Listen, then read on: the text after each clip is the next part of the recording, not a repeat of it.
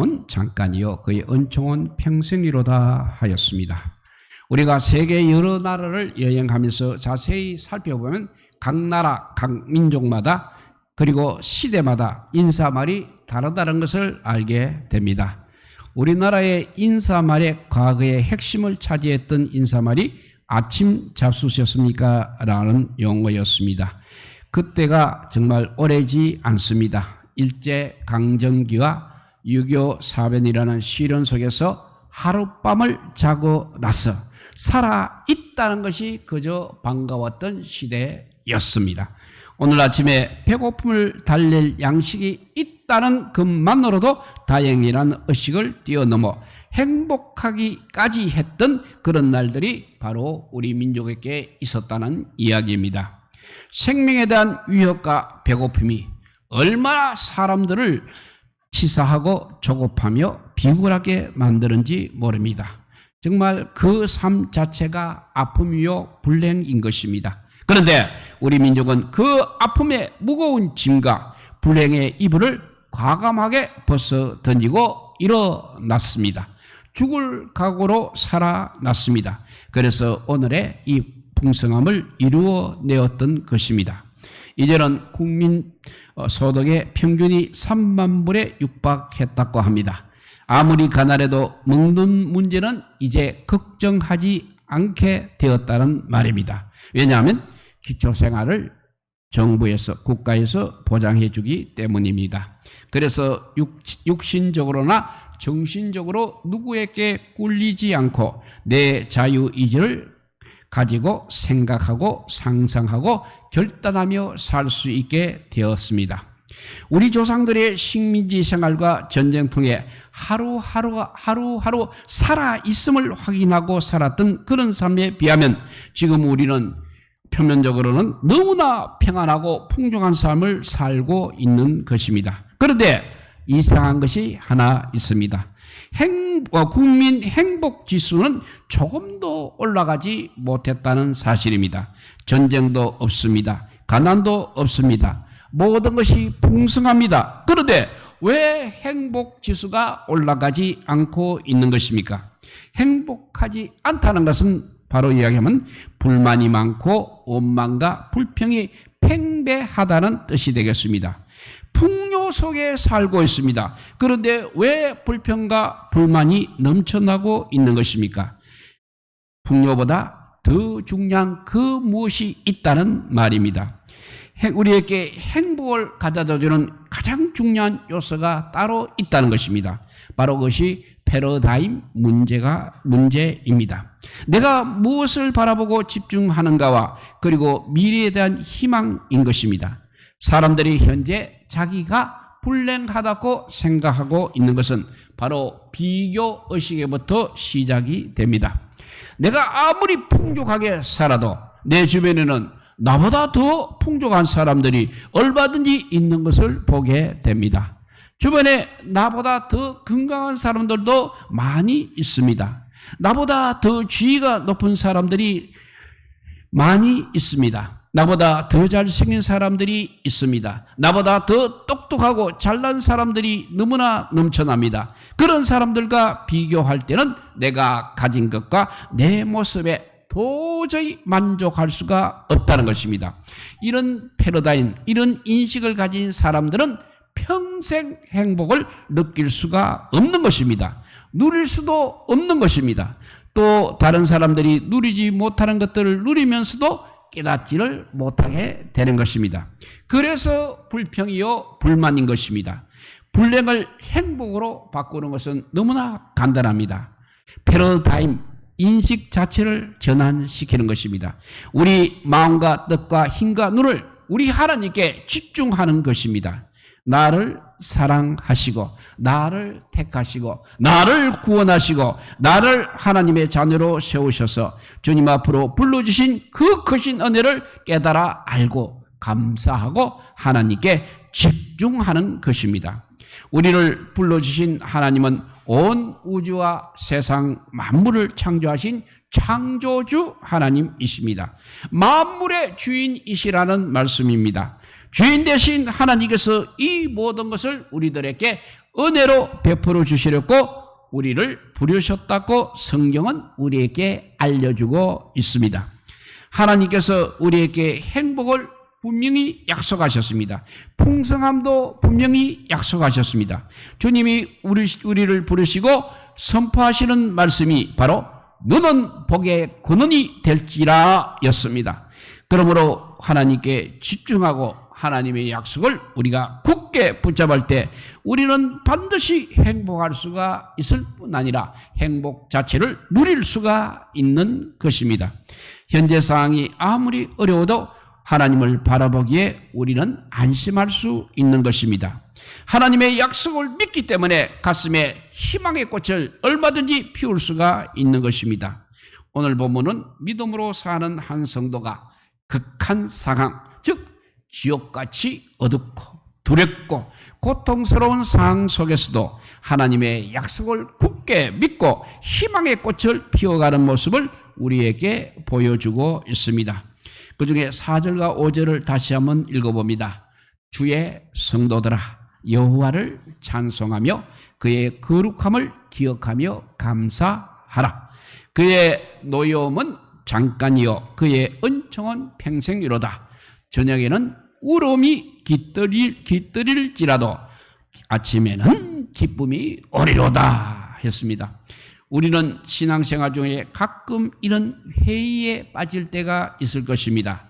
창조주 하나님, 만물의 주인이신 하나님, 곧 우리의 하나님, 정말 우리를 너무나 사랑하시는 그 하나님께서 나의 이 심각한 환난에 대해서는 왜 지금 잠잠하고 계십니까?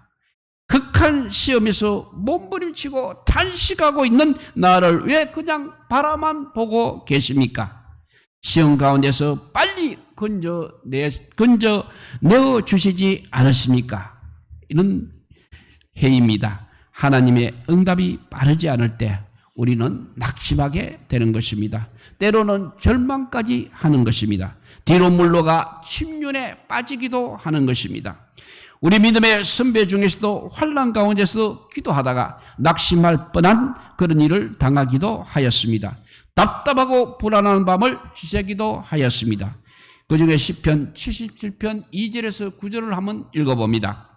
나의 환난 날에 내가 주를 찾았으며 밤에는 내 손을 들고 거두지 아니하였나니 내 영혼이 위로받기를 거절하였도다. 내가 하나님을 기억하고 불안하여 근심하니 내 심령이 상하도다. 주께서 내가 눈을 붙이지 못하게 하시니 내가 괴로워 말할 수 없나이다. 내가 옛날 곧 지나간 세월을 생각하여 싸우며 밤에 부른 노래를 내가 기억하여 내 심령으로 내가 내 마음으로 간구하기를 주께서 영원히 버리실까? 다시는 은혜를 베풀지 아니하실까? 그의 인자심은 영원히 끝났는가?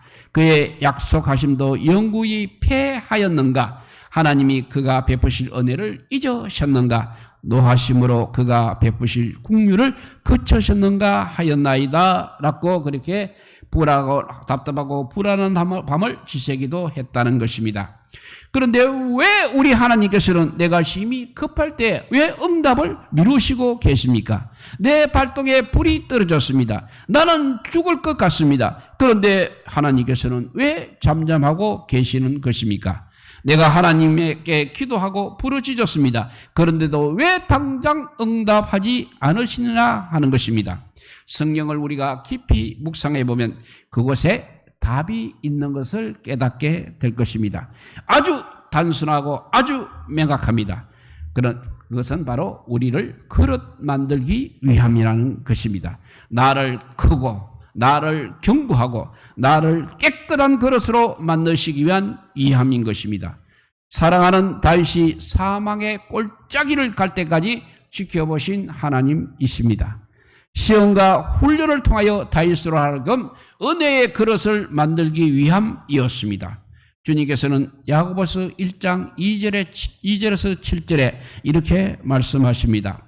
내 형제들아 너희가 여러 가지 시험을 당하거든 온전히 기쁘게 여겨라. 이는 너희 믿음의 시련이 인내를 만들어내는 줄 너희가 알미라. 인내를 온전히 이루라. 이는 너희로 온전하고 구비하여 조금도 부족함이 없게 하려 함이라. 너희 중에 누구든지 지혜가 부족하거든 모든 사람에게 후히 주시고 꾸짖지 아니하시는 하나님께 구하라. 그리하면 주시리라. 오직 믿음으로 구하고 조금도 의심하지 말라. 의심하는 자는 마치 바람에 밀려 요동하는 바다 물결 같으니 이런 사람은 무엇이든지 주께 얻기를 생각하지 말라 하셨습니다.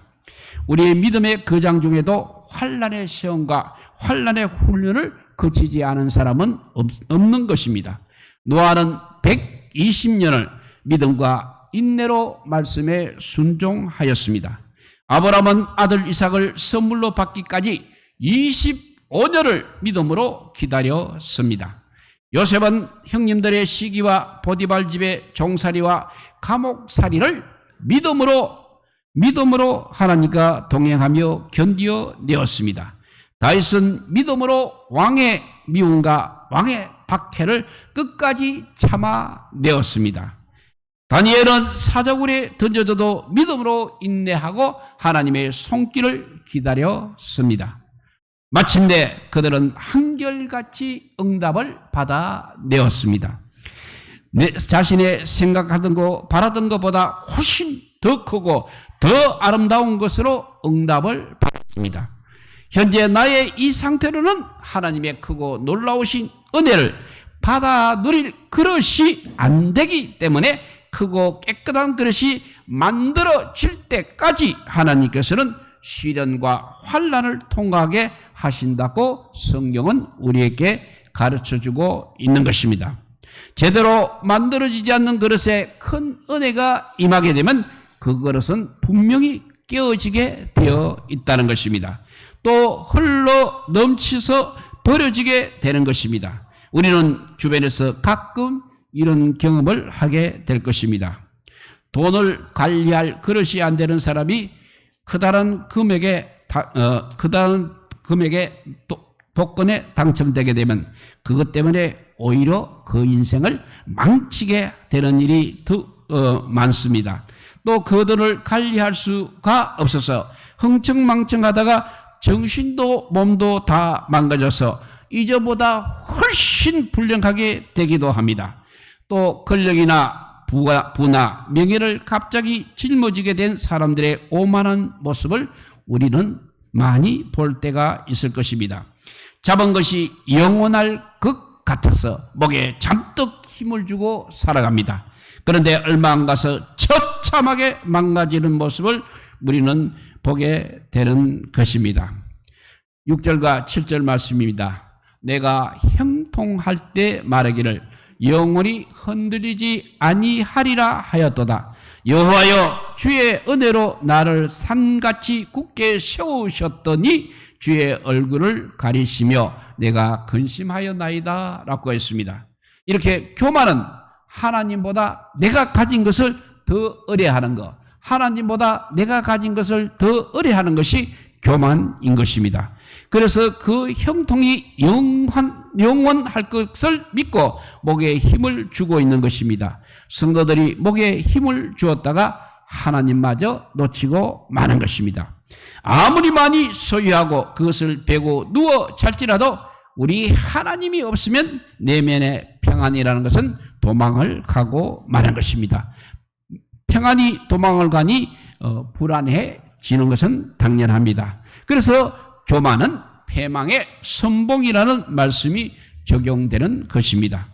하나님의 평안이 떠난 자리는 반드시 불안이라는 괴물이 자리를 잡게 되는 것입니다. 우리는 큰 권력이나 많은 소유를 가진 사람들이 얼마나 불안해하고 있는가를 곁에서 지켜보기도 했을 것입니다. 모든 것을 다 가져도 내면에 하나님의 빛이 없으면 불안할 수밖에 없는 존재가 바로 우리 인간이라는 것입니다. 그래서 우리에게는 하나님이 계셔야 하는 것입니다. 하나님의 얼굴빛 가운데 우리가 살아야 하는 것입니다. 오늘 본문의 성도는 이 사실을 철저하게 깨달았습니다. 그래서 하나님께 다시 기도합니다. 하나님의 얼굴을 다시 구하고 있습니다. 8절에서 12절을 읽어봅니다.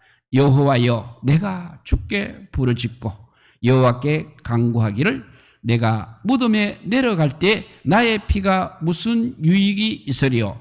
진토가 어떻게 주를 찬송하며 주의 진리를 선포하리까? 여호와여, 들으시고 나에게 은혜를 베푸소서. 여호와여, 나를 돕는 자가 되소서 하였나이다. 주께서 나의 슬픔이 변하여 나에게 춤이 되게 하시며 나의 베옷을 벗기고 기쁨으로 띠띠우셨나이다. 이는 잠잠하지 아니하고 내 영광으로 주를 찬송하게 하심이니 여호와 나의 하나님이여, 내가 주께 영원히 감사하리이다 라고 했습니다. 사람이 교만해지게 되면 자연히 하나님의 얼굴이 희미해지는 것입니다. 하나님의 얼굴이 희미해지기 시작하면 불안과 함께 시험이 오게 되어 있습니다. 이때 성도는 반드시 하나님 앞에 엎드려야 하는 것입니다. 하나님의 얼굴을 구해야 하는 것입니다. 하나님께 집중하고 부르짖어야 하는 것입니다.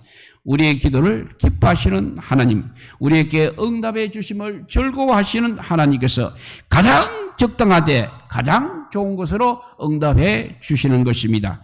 이 시인은 그래서 응답을 받았습니다.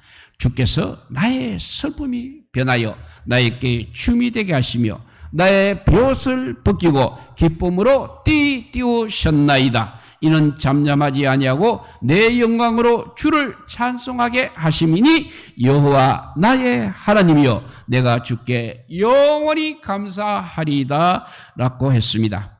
슬픔이 변하여 춤을 추게 되는 인생, 베옷을 벗어버리고 기쁨으로 띠를 띠게 되는 인생처럼 행복한 인생이 어디에 있겠습니까? 하나님 앞에 엎드려 기도하는 사람, 하나님의 얼굴을 구하는 사람에게 허락하시는 우리 하나님의 선물인 것입니다. 그래서 이 선물을 받은 시인은 5절에서 이렇게 고백합니다. 그의 노염은 잠깐이요 그의 은총은 평생이로다. 저녁에는 울음이 깃들지라도 아침에는 기쁨이 오리로다 라고 고백했습니다.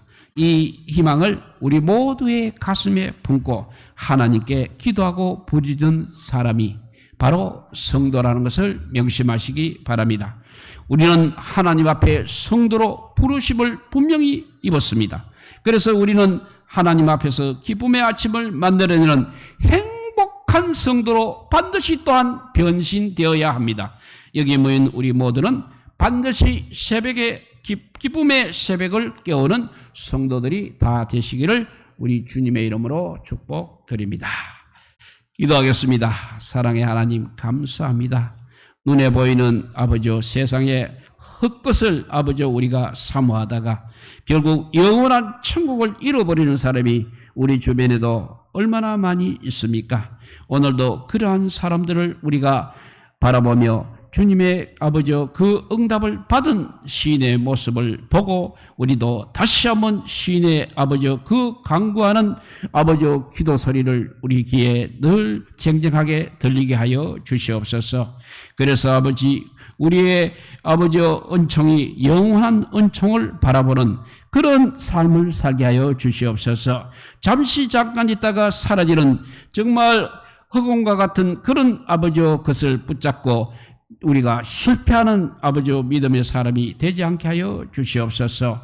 오늘도 이 예배를 참여한 우리 모든 성도들에게 영원한 하나님 나라의 진리를 가슴 깊이 깨닫게 하여 주셔서 정말 이 땅에 사는 날 동안 주님만 찬양하게 하여 주시고 주님만 바라보게 하여 주시고 주님의 얼굴을 구하는 기도를 하게 하여 주시기를 간절히 빌고 원하올 때 이 모든 말씀 아무 공도 없으나 우리 구주 예수 그리스도 이름으로 기도드리옵나이다. 아멘.